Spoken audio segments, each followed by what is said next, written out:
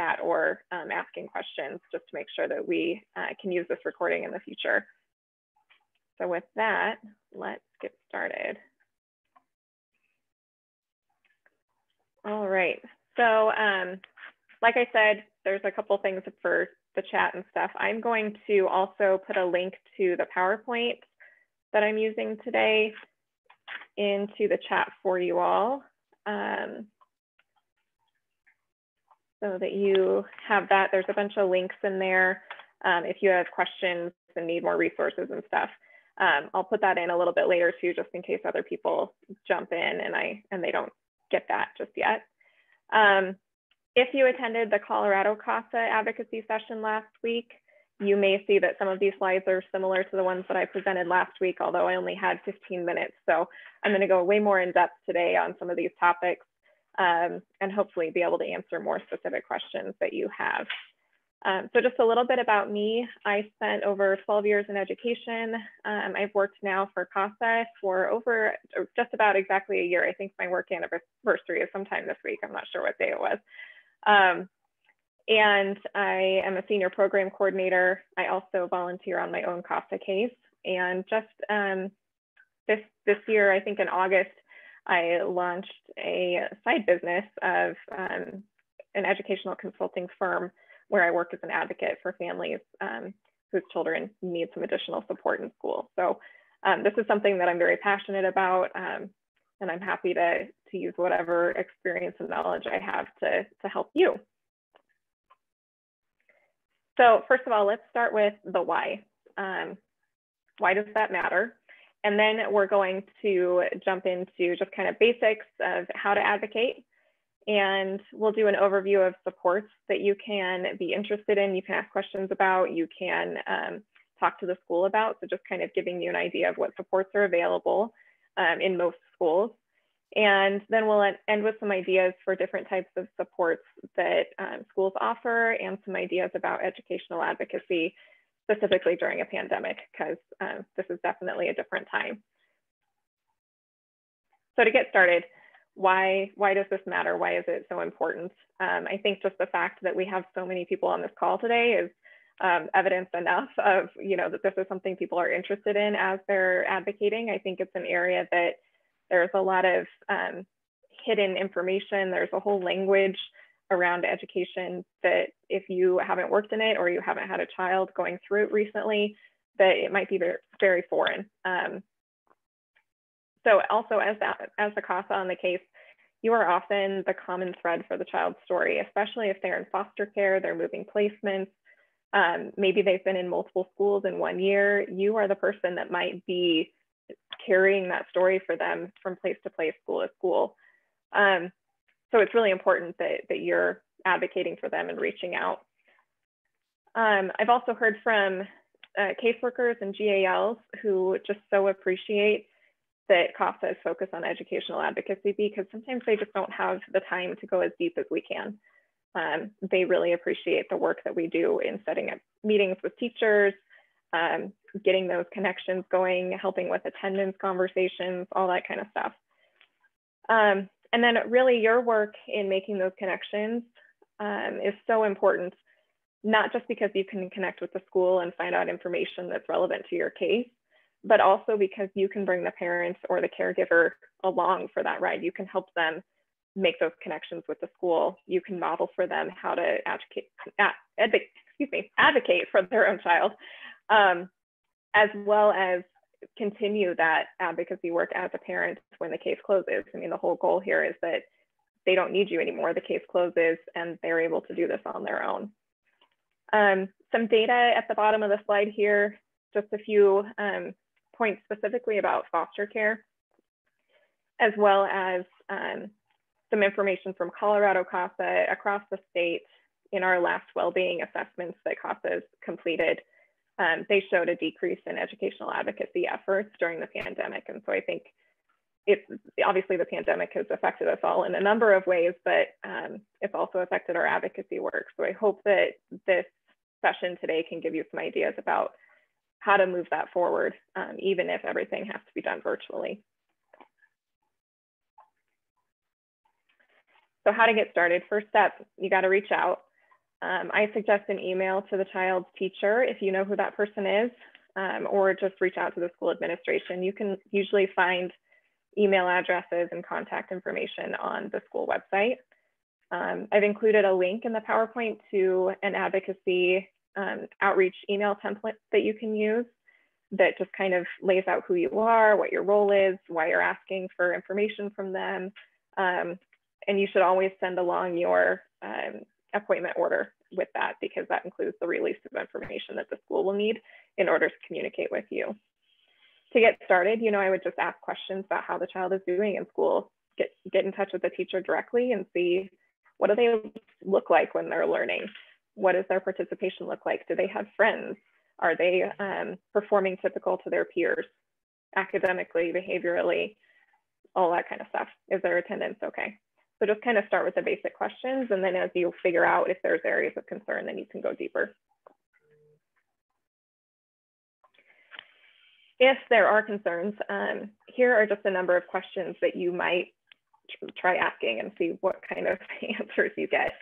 As far as grades, academics, behavior, and attendance, just some things. My favorite question to ask is, what interventions have you tried regarding whatever particular concern there may be? I'll explain in future slides here shortly what RTI and MTSS is. That's mentioned here under grades and academics. So I'll get to that in just a second. And then I really just wanted to point out this question here about culture, race, language, and trauma. I put it under behavior because I think that's where it needs to be considered most often. That's often where it shows up as a disconnect for children. But it should be considered across the board. It should be considered relating to their attendance, to their academics. There may be particular things about that child's culture or the language that they speak at home, or even their trauma that they've experienced that is impacting the way that they're going to learn. And so those are important things to bring to the table and to have the team consider when they're talking about interventions or supports for a child. As far as supports that are available to children, this is just kind of a broad overview. I'm going to go into more detail on each of these things. The interventions can be offered to a child through the RTI and MTSS process. Interventions are really just, hey, we have this area of concern. I'm noticing the student isn't reading as well as his or her peers, or I'm noticing the student is struggling with math facts. So a teacher is going to try some interventions in a particular area and give it 4 to 6 weeks, gather some data, and see if the child is growing. If that doesn't work, then they may try a different intervention. They may look at increasing the intensity of interventions or support, or maybe they even look at evaluating for a disability. Accommodations are available to a child through a 504 plan. If the child has a mental or physical impairment that impacts their ability to access their learning. And like I said, I'll explain all of these in greater detail. And then finally, IEPs are available to children as the highest tier of support for a child who has an identified learning disability. That can provide accommodations just like a 504 does, but it also provides individualized instruction and services provided by a specialist in the school. All right, so this is the RTI and MTSS model, just kind of a broad overview. RTI stands for response to intervention. MTSS stands for multi-tiered systems of support. They're essentially the same thing, just schools use those terms interchangeably. But it really is a process of identifying an area of concern, trying interventions, and then collecting data to see if the child is growing. Tier 1 is the universal instructional level. So every child receives tier 1. Tier 2 can be layered on top of tier 1 if a child needs something like a small group intervention, they need additional time with something, they need the teacher to go back and reteach something. And then tier 3 can be layered on top of both tiers 1 and 2 for an individual student who needs the most intensive levels of support.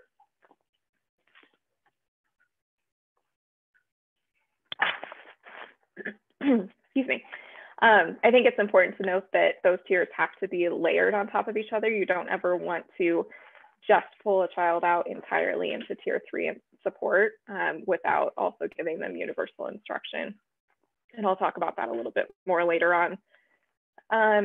It's really a balancing act of making sure that they're getting specialized services that they need, while also making sure that they are receiving access to grade level content, because if they're being pulled out all the time to work on, a specific skill set that they need, they're never going to get to that grade level goal. They need to have that exposure. So if you're working with a child who maybe already has an IEP and is being pulled out a lot for services, that's just something to keep in mind. Maybe they really need that level, but it's just something to make sure that the team is talking about. So Carolee, we got a quick comment from Rachel Williams, who says she also asked the GAL and the caseworker for their thoughts on the child and the child's education, especially if the GAL holds the educational privilege. Absolutely, yeah. Thanks for that, Rachel. Yeah, the caseworker and the GAL should definitely be a part of that team. If you're advocating and working with the school, you want to be sharing that information with them, making sure that they're attending meetings and that kind of stuff along with you, because they, especially if they're holding the educational privilege, that they also need to be a part of those decisions. Anything else, Becca, from the chat? I have not been doing a good job of. No, you don't need to pay attention to it at all. Okay. I'll interrupt you if there's something. You do what you got. No, it's fine. I got this. Perfect. So moving on to Section 504. Section 504 is similar to ADA, if you're familiar with ADA requirements in the workplace, kind of the same idea. But they're available to children who have a physical or mental impairment. And I put this graphic in here because I like it. I think that it kind of explains what an accommodation is. You can see that, from this picture, that the child in purple is obviously shorter than the other two and can't see the game. I don't necessarily think that shortness is a physical impairment as it pertains to schooling most of the time. My mother would kill me if she heard me because she's barely 5 feet tall. But in order for that child in purple to access that game and to be a part of what's going on, he doesn't just need one box, he needs 2 boxes. And so if universal instruction for a child is 1 box for every child, that's a great start. But particular children are going to need particular things, and this child needs 2 boxes in order to access the game. Not a huge change, it's just accommodating the fact that he's shorter. He gets those 2 boxes and then he can access the same as his peers. That's kind of the idea. Yep. Before we move on, Steve asked if you could clarify what educational privilege means. Excuse me, I was coughing there. So in particular cases, the GAL may have the educational decision-making for a child. Often that happens if the child is placed in foster care. Sometimes even though if the child is still placed with parents, if the team feels like the child's educational needs are not being met, they will ask the judge for educational decision-making for that privilege to be handed to the GAL. Any other questions about that? There was just another comment that says that her GAL has asked that she not speak with the schools. Yeah, so she disagrees with that, and have honored the request so far, but after this training, she may advocate a little bit harder. Yeah, that's interesting. Yeah. I would definitely talk to your SPC about that, to kind of talk about whatever that dynamic is. I'm sure there's a reason there, but I think it's worth exploring more. So I would talk to your SPC about how to handle that, or your PC. Thank you. As far as 504s go, I know that they're not very common, at least in the world of, talking about special education and that kind of stuff. Some parents don't have any idea that accommodations under 504s are even a thing. So just a couple other things about that. No doctor's note or a diagnosis, medical diagnosis, is required in order for a child to receive accommodations under Section 504. It can definitely speed up the process if a child has been to a doctor and they've been diagnosed with something, but it's not a requirement. The school cannot require a family to go to a doctor's appointment in order to have their educational needs met. So things that you might consider a 504 being appropriate for. Mental impairments can be things like ADD, anxiety, something that is happening where the child can't either regulate themselves appropriately to access their education. And then physical impairments can be all kinds of things, but some common ones that I've seen working in schools are things like diabetes, visual impairments, severe allergies, or mobility issues.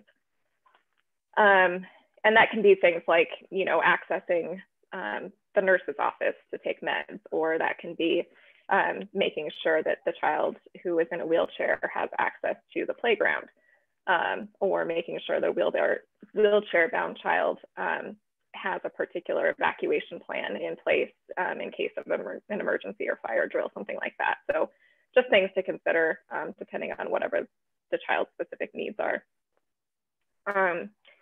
Because parents sometimes don't know that 504s exist, if you hear a parent talking about things like, gosh, if my child could just have blank at school in order for them to be successful, that might be just kind of a clue that maybe there's something going on that a 504 accommodation could address.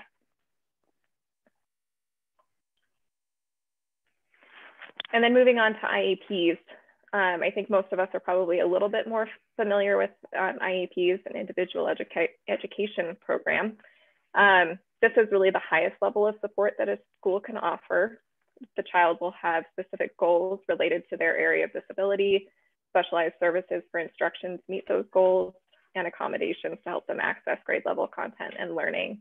IEP services can be provided through small groups or either inside or outside the general education classroom, or classes taught by a co-taught general education teacher and a special education teacher. So it can kind of look different depending on the level. Services can also be provided by a paraprofessional staff member supervised by the special education teacher. And usually services are just very rarely provided one-on-one. Sometimes a child might require that, but usually you're going to see services coming through some sort of small group model. Let's see what else. You may have a kiddo that you're working with who has a mild learning disability in an academic area, or an other health impairment like ADHD or mild autism. They may just need some small group support. They may need a co-taught class or two, some accommodations, and they'll be good to go with their service plan on their IEP. Other students, though, might have more severe needs, like an intellectual disability, severe autism, developmental delay, or even a serious emotional disability. These can often require intensive services, although not always.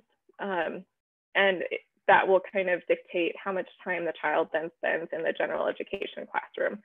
So I mentioned if you're working with a child who has an IEP, they're being pulled out a lot. It's just really important for the team to be really cognizant of that amount of time that they're being pulled out to make sure that that's really in the best interest of the child. And then just a few notes about some of these eligibility categories that are listed here. I did put the links to the CDE sites that can be helpful if you have questions about those.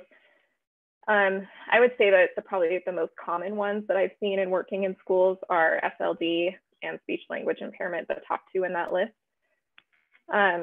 Serious emotional disability sounds, really scary. That can be things like a severe behavior or emotional disorder, something that the child just really cannot regulate their emotions very well in the classroom. And so they need to learn skills about how to do that.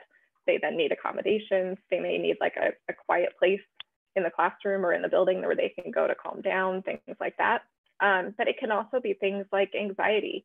I've sat in an IEP team for a child who just had such crippling anxiety that they needed an IEP in order to help address that. Becca, yeah. There was a question. If a learning disability is suspected, is the school legally required to provide an assessment or testing? Yes, the simple answer is yes. It's a little more complicated than that. If parents formally request testing, then it's usually easiest if the school just goes ahead and does the testing.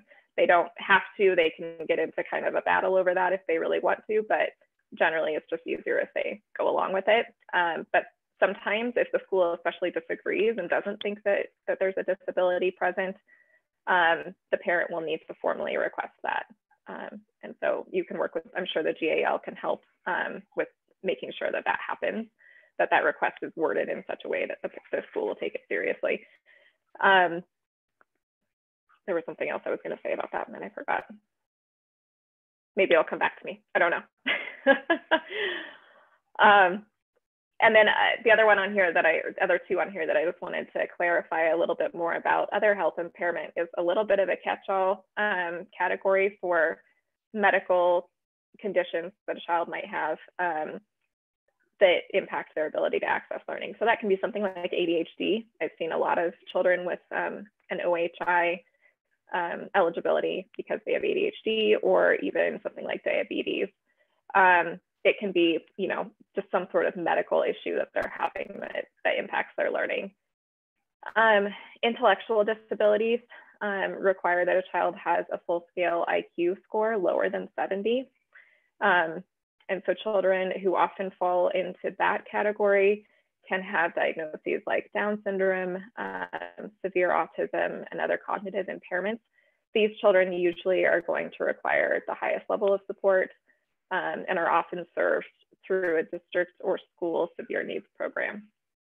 So if you're concerned that a child might have a significant cognitive struggle, that might just be a road to start exploring. Yes. Somebody was told by a parent that they refused an IEP for their child as it would go on their records and affect college entry.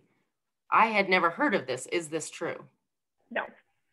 A school cannot consider whether or not a child is on an IEP when they're considering college applications. That would be discriminatory. So no. Parents do have the ability to refuse services if a child has been evaluated under an IEP or under the IEP process, and the team feels like they should have an IEP. If the parent refuses, then that's their right to do that as well. And the school will continue to just try to do their best without all of those services in place. All right. So as far as working a case where maybe the child already has an IEP, what can you do? Definitely communicate, get to know the child's case manager. That's the person who is in charge of managing the IEP, keeping the team informed, making sure services are happening for the child. So reach out to that person. Usually that's the special education teacher for the child, but depending on what kind of disability the child has, that could be a school psychologist or a speech language teacher.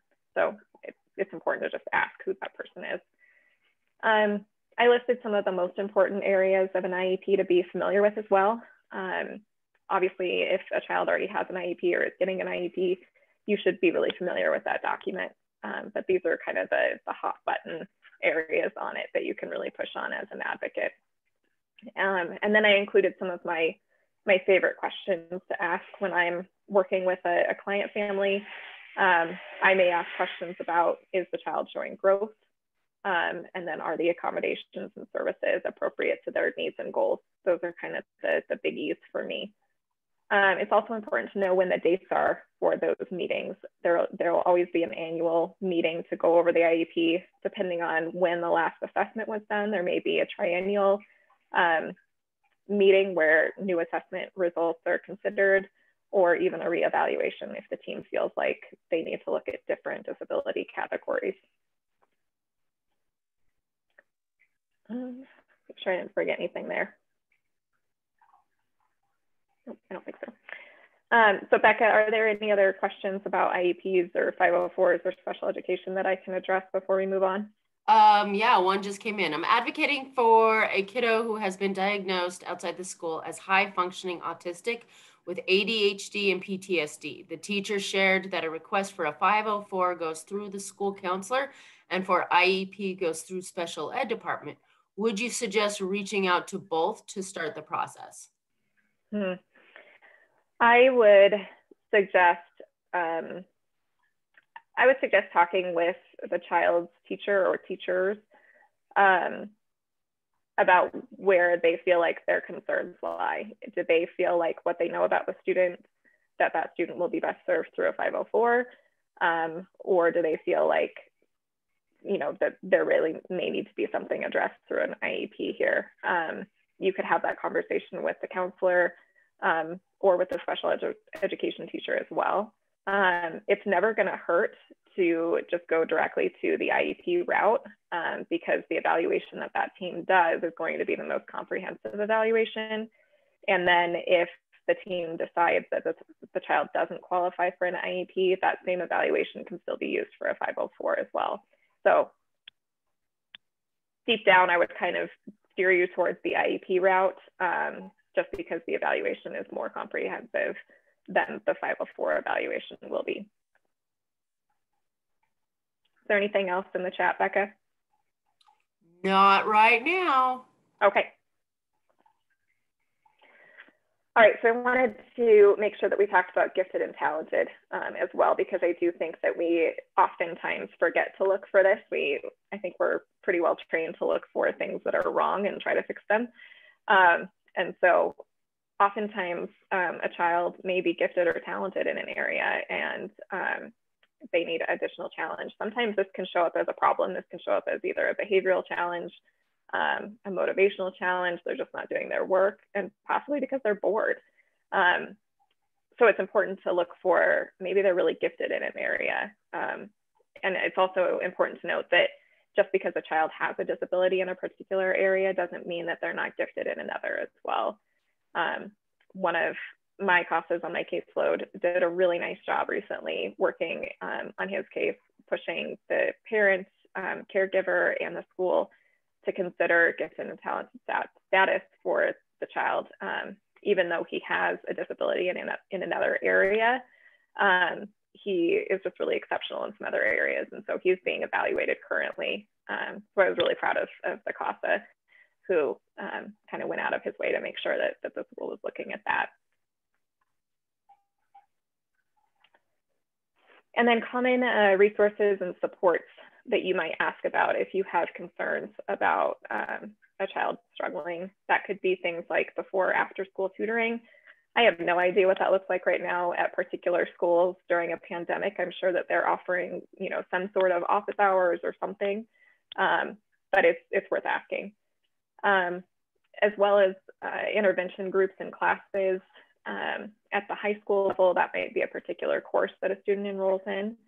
At the elementary and middle school levels, that can be either a class or just a pull-out group of some sort. And that doesn't exclude counseling and mental health services too. So a child who's struggling with anxiety or social skills or coping skills may be able to get into a group with other children hosted by the counselor or school social worker or another mental health team provider who can work on some of those skills. School-based therapy, I think most people working in our county are familiar with Community Reach Center. They do contract with most of the Adams County schools, if not all of them. And often schools will have a therapist who's housed at the school building at least a few days a week so that the child can access therapy on site. Parents don't then have to also coordinate, another appointment and stuff like that. So that's a pretty awesome service that most of our families can access. And then if you're working on a case and other concerns come up, if you've already made that outreach to the school and have that communication going, if concerns about food or clothing or shelter assistance come up, health concerns, crisis support, the school district can help with a lot of those things as well. So it's always worth asking. I've seen schools who have food banks on site on some of their campuses or have medical clinics for families and children on site at their campuses. I've worked in a district who provided eyeglasses to students who couldn't afford them through a contract with a provider, as well as basic dental care vouchers. So it's always worth asking. And then as far as COVID specific actions that you can take, really just to start with making sure that their basic educational needs are being met. So do they have internet? Are they enrolled? Are they attending? Do they have all the materials they need? If any of these things are a concern, I would reach out to the school right away, because these are kind of the fires that they've been putting out, since March last year. So they have a pretty good handle on help for some of these things. Some districts in the area I know are providing mobile hotspots to students who don't have reliable internet. So if that's an issue, reach out and see what they can offer. I know some were contracting with Comcast as well, and Comcast had a program, at least early on in the pandemic, around either free or really low cost internet for households that had school-age children. So I'm not sure if that's still ongoing or not, but it's worth asking. As far as supporting respondent parents with remote learning, this might be something that you can really help them with, if it's helping them figure out an incentive plan for a child who doesn't want to get on their device, doesn't log on consistently. Maybe they need some motivation, some extrinsic motivation. It could be helping the family put together a board in the house with routine for their schedule of classes, what time they have to be on, different things like that, as well as helping them figure out the physical environment for learning. So especially if you're in a small home, there's multiple kids trying to do school all at the same time, making sure that they have a plan for how to have a physical setup within the home so children can learn without distraction. Maybe it's just a family rule that there's no TV during the school day. I hope that's a rule, but maybe it needs to be written somewhere. As well as online distractions. I've included a link to a blog post that I wrote a couple of months ago, just with ideas about this. And one of the things on there is just different settings that the parent can put on the computer to limit access to certain websites and stuff like that. I was working with a family who the child just constantly was on Roblox and YouTube throughout the day when she was supposed to be learning. So I helped the family figure out, what they needed to do on the Chromebook to lock those things down during the school day. And then you can also take an active role if the parents are really struggling or the caregivers are really struggling with how to do this, especially for older students. I've had some cases on my caseload who were doing even daily calls with teenagers in the morning to make sure that they were awake and online. I don't think that's a long-term sustainable thing, but it might help to get them in a routine. Helping facilitate communication with the school around, are they attending as much as they need to? Are their grades as good as they say they are? Are they turning in everything that they said they turned in? Just all of that kind of accountability stuff, I think, is exceptionally important for older students. And then the last slide here just includes some additional links that could be helpful to you. I know there's links throughout the PowerPoint, so if you need me, I can actually put that back in the chat here again, in case anyone missed it. So I would download that now so that when we hang up the Zoom call, you don't lose the chat there. That includes those links that I've had throughout. A couple notes just about, I noticed a number of people have preschool age kids that they're advocating for. I didn't include anything in here about that, but I would definitely talk with the caseworker in GAL if you have concerns about a child's early development. The department can work with providers who can do developmental assessments on preschool age children. They often do that through a program called Child Find, which then if a child has some sort of early learning disability or developmental delay, something like that, they can actually receive preschool services through the school district with an IEP, as early as 3 years old. So even if they're really young and they're not in kindergarten yet, it's not too early to start kind of looking into those things. And then for older students, I noticed someone had mentioned a need for possibly credit recovery or alternative learning. So I would reach out to the school districts I would look on their page as well as the school itself and reach out to the counseling office for a high school age student to ask what options they have for either alternative learning, credit recovery programs, or even GED programs. Sometimes they have vocational or workforce training that students can do at the same time that they're completing credits, so they can start to get some job experience too. We also have a terrific resource with Fostering Great Ideas, and they have a whole bunch of tutors that are ready to go and are ready to work with kiddos. So I'm going to make sure that, yeah, I have that. And it was a separate training, but they have some good resources as well. Oh, that's great. I didn't know that. Yeah. So I'm happy to take any other questions if, let's see, there's one in the chat here. Oh yeah, John just mentioned how important it is for parents to know how to communicate with the school. So, you know, the work that you do in setting up that communication, make sure that you bring the parents alongside you. I've made that mistake of kind of going out and doing it on my own and then just reporting back to the parents or the team. And that doesn't do them any good in the long term. You know, they need to build those skills along with your help along the way. So I definitely agree. I'd be happy to answer any other questions if you have any specific to a struggle that you're having on your case.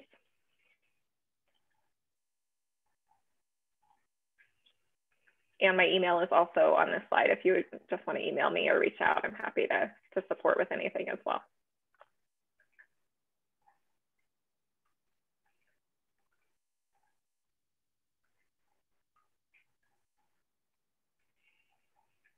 Okay. Becca, I don't see any other questions unless I missed any through here. No, I didn't see any other questions either. Oh, one just came to me. Special respondent fears that an IEP labels the student with his peers. I think that there's always a concern when a child is receiving additional services, whether they have a particular plan and they're considered to be, you know, in special education or not. I always like to just really reassure parents and children that there are so many kids that have a particular need that the school is addressing that no one knows about. They probably don't even realize the number of kids in their class who have either a 504, an IEP, or some other support that the teacher is doing for them. And it happens so much behind the scenes that they don't know. I would also suggest reaching out to the counselor at the school or any of the mental health team just to help that child kind of process through any concerns, or even help the family kind of process through. Ultimately, it's going to be much harder on the child in the long term if their needs aren't getting met. They're constantly going to feel like they're on the outside because they can't access school in the same way that their peers are. So yes, there's always the risk that being in a special ed class or program is going to somehow stigmatize them. But if they are in that program and their needs are getting met and they're making progress and growth and they start to feel success, to me, that's a way bigger win than protecting their ego along the way and then having them never actually reach that level of success that they could have otherwise. Another question was, any tips on communicating with a parent who is scared that a CASA involvement in some school may affect enrollment in private school? I don't believe that any information that, the only thing I can think of is if the school that you're communicating with has kept some sort of notes of their interaction with you, that would somehow get passed on to a private school. That's the only way that I can imagine that would impact anything. However, I don't think that any notes like that should or really could be used in an enrollment application for a private school. So I don't know that there's any way that you can necessarily totally assure that parent that that's not going to happen. But again, if you're involved with the family and helping them ensure that the child is being successful in school, then the more successful in school that they are, the better chances of them being accepted into a private school if that's the family's choice. And then Ashlyn says, this is a goofy question. What do you do when the parents or guardians are too involved? I spoke with my child's teacher And she thinks they aren't letting the child learn on her own. And she can attest to this. She always looks to them for the answer to questions on schoolwork, and they give it to her without hesitation. So in the areas where she is struggling, she's not learning anything. Mm. That is that's not a goofy question at all. That's a very real question. I think it's really important to have some honest conversations with the family. If you're seeing something happening, if you can attest to that something is happening behind the scenes, either with homework or during online learning or something like that, I would have some real conversations with them about the importance of letting their child struggle. Productive struggle is such an important part of child development, as well as failure. Experiencing failure early on is really important for a child so that they develop the coping strategies for what to do when they fail. If we don't ever let them fail when they're young, when they get older, it's going to be a much bigger mess, right? So I would suggest trying to have an honest conversation with them, maybe involve the caseworker or GAL in that conversation if you feel like it might be tense or might not go well. But I think the best advocating that you can do in that kind of situation is just to try to talk through it.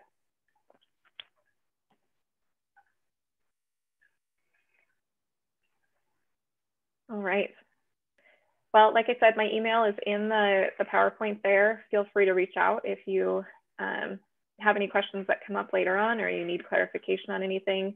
This is just kind of a general overview of a lot of different supports that are available, and I'm happy to go into greater detail if you have specific questions about some of the legally kind of things of IEPs and 504s. I can help you kind of navigate that a little bit. Thank you. For those of you who are watching this live, I will go ahead and put in your hours for Optima. But if you are watching this on a recording, please remember to put your hours into Optima, since I have really no idea if you viewed it.